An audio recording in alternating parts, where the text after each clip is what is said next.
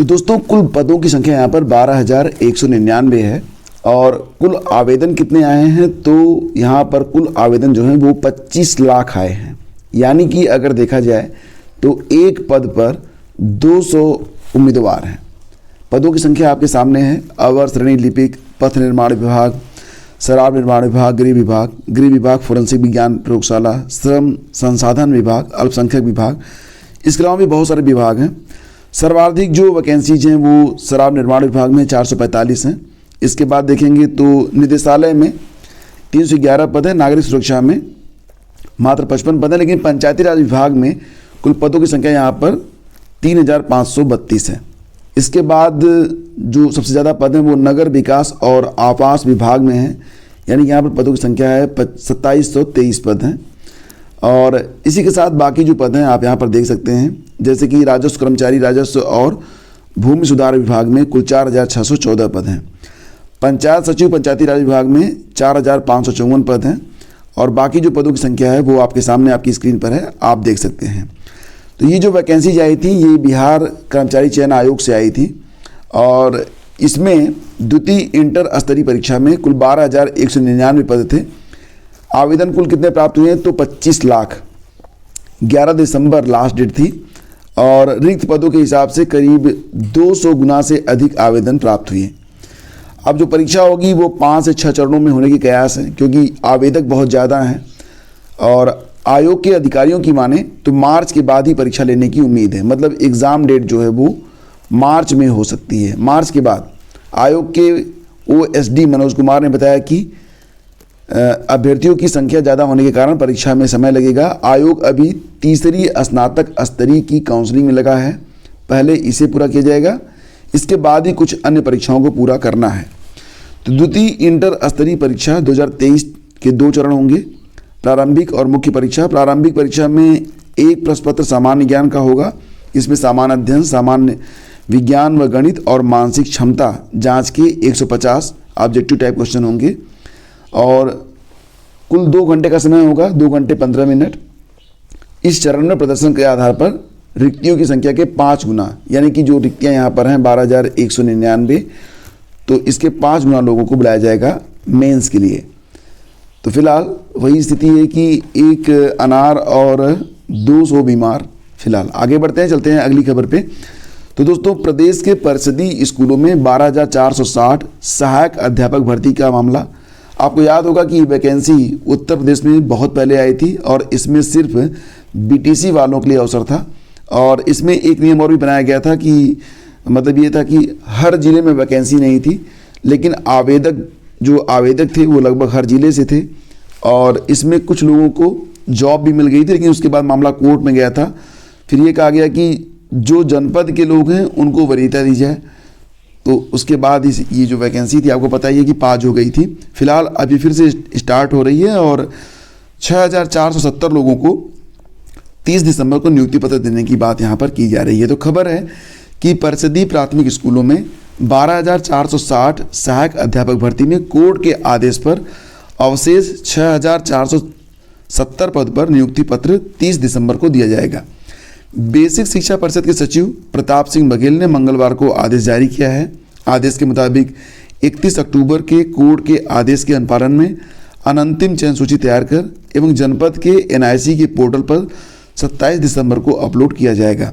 अभिलेखों का परीक्षण 29 दिसंबर को और काउंसलिंग अभिलेखों के परीक्षण के उपरांत अर्ह अभ्यर्थियों को नियुक्ति पत्र 30 को दिया जाएगा, 30 दिसंबर को।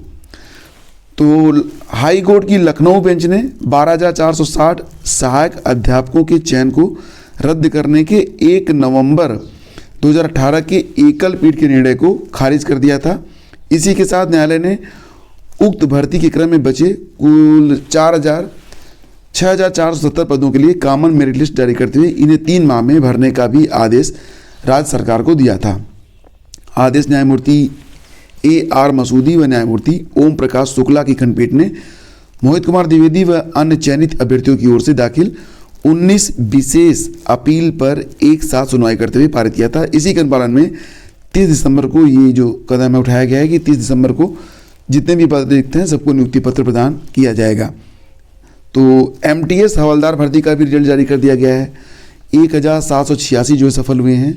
तो एसएससी ने मल्टीटास्किंग स्टाफ एमटीएस और हवलदार सीबीएन भर्ती परीक्षा 2023 का अंतिम परिणाम जारी कर दिया है और स्टाफ नर्स एलोपैथ के लिए 79.51% ने परीक्षा दी है। आपको पता होगा कि उत्तर प्रदेश लोक सेवा आयोग की ओर से आयोजित स्टाफ नर्स एलोपैथ, इसमें पुरुष और महिला दोनों के लिए पद थे। प्रारंभिक परीक्षा 2023 मंगलवार को प्रयागराज सहित उत्तर प्रदेश के 5 जिलों के 192 केंद्रों में हुई है। उपस्थिति लगभग यहाँ पर 79.5 मतलब 80% के आसपास जो अभ्यर्थी थे वो उपस्थित रहे। EMRS Eklavya model residential school के अंतर्गत हॉस्टल वार्डन की जो परीक्षा हुई उसमें अब तक कुल 8 मुकदमे दर्ज हुए हैं प्रयागराज में। तो CBSE ने परीक्षा आयोजित करवाई थी और जिले के विभिन्न 8 परीक्षा केंद्रों में साल्वर गैंग और दूसरे की जगह परीक्षा देने के मामले में सामने कई मामले आए। तो अब तक इस प्रकरण में 8 मुकदमे जो हैं वो दर्ज हुए हैं। नैनी पुलिस ने दूसरे की जगह परीक्षा देने के आरोप में 3 युवकों को गिरफ्तार किया है। वहीं धूमनगंज पुलिस ने एक अभ्यर्थी को ब्लूटूथ डिवाइस से नकल करते हुए पकड़ा, तो दूसरी की जगह परीक्षा देने के आरोप में एक अन्य युवक भी गिरफ्तार हुआ है। हालांकि दोनों जमानत पर छूट गए हैं।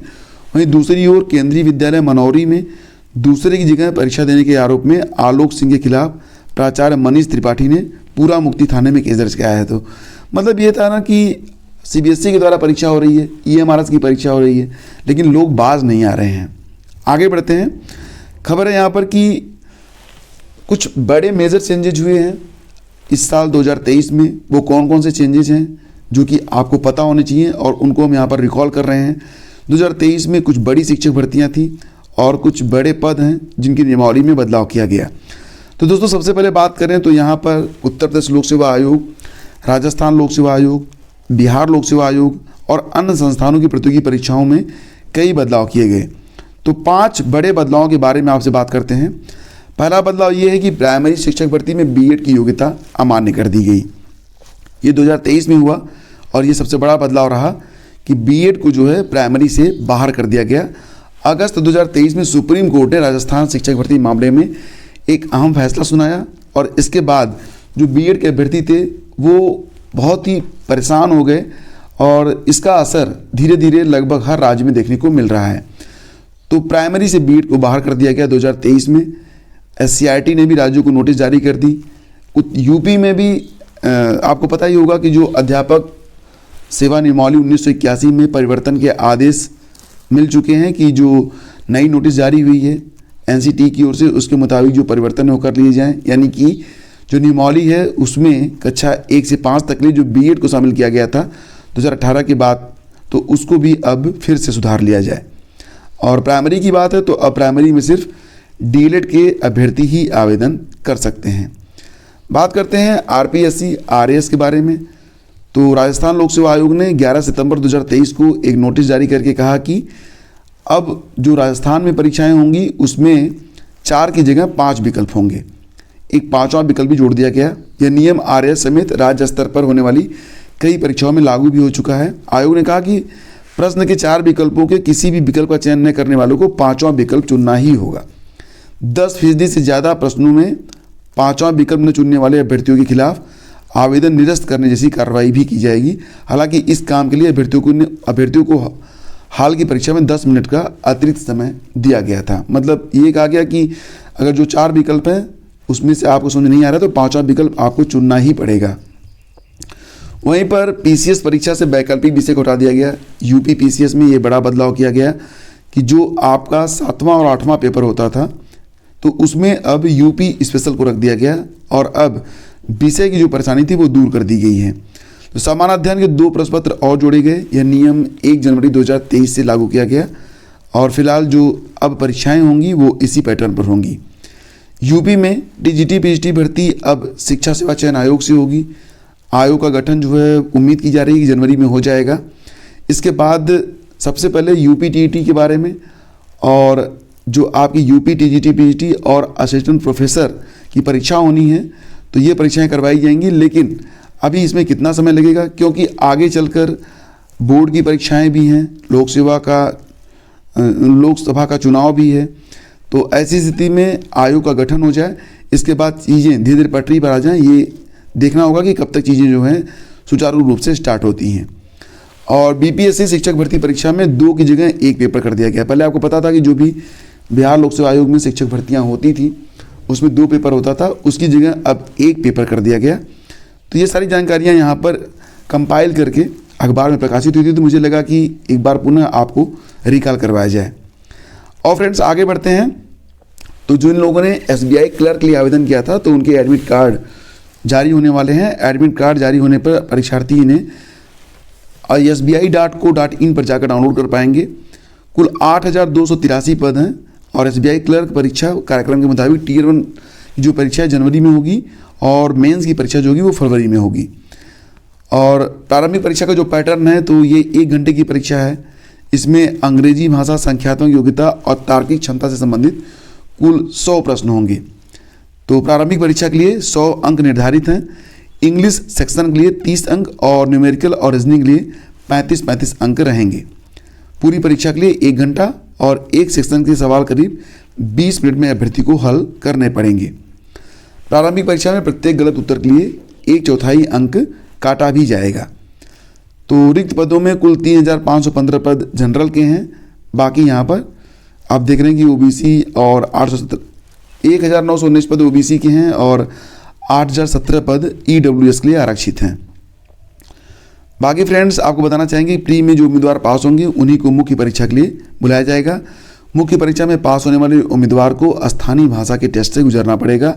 एसबीआई क्लर्क मेन एग्ज़ाम फरवरी 2024 से होंगे। एडमिट कार्ड 15 फरवरी से आपको मिल जाएंगे। तो मेंस का जो एडमिट कार्ड है वो 15 फरवरी को आएगा।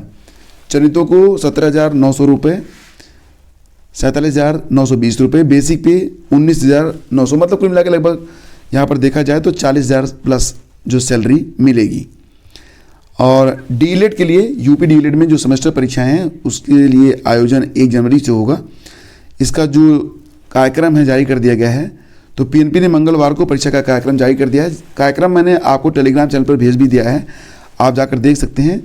दूसरे सेमेस्टर की परीक्षा 1 जनवरी से और चतुर्थ सेमेस्टर की परीक्षा 4 जनवरी से स्टार्ट होगी। यूपी में डीएलएड के विभिन्न बैच के 1,37,000 से अधिक प्रशिक्षुओं को सेमेस्टर परीक्षा के लिए पंजीकृत किया गया है। पीएनपी की ओर से जारी सूचना के अनुसार द्वितीय सेमेस्टर में वर्तमान भारतीय समाज एवं प्रारंभिक शिक्षा की परीक्षा 1 जनवरी को सुबह 10 से 12 बजे के मध्य होगी। तो बाकी डिटेल्स आप लोग हमारे टेलीग्राम चैनल स्टडी विद ज्ञान प्रकाश पर जाकर ले सकते हैं।